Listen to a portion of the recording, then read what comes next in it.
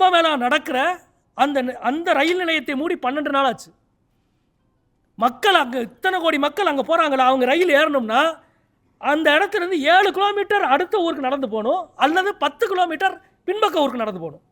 அந்த ரயில் நிலையத்தை தங்களால் மேலாண்மை செய்ய முடியவில்லை என்று இந்திய ரயில்வே துறை அந்த ரயில் நிலையத்தை 12 நாளைக்கு முன்னாடி சத்தமெல்லாம் மூடிட்டான்.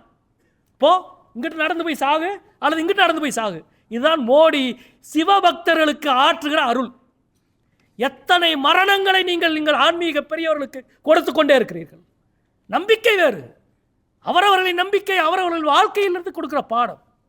எங்களின் நம்பிக்கை வேறு. எந்த நம்பிக்கையும் கேள்வி ஏற்பதில் தான் எங்கள் நம்பிக்கை இருக்கிறது.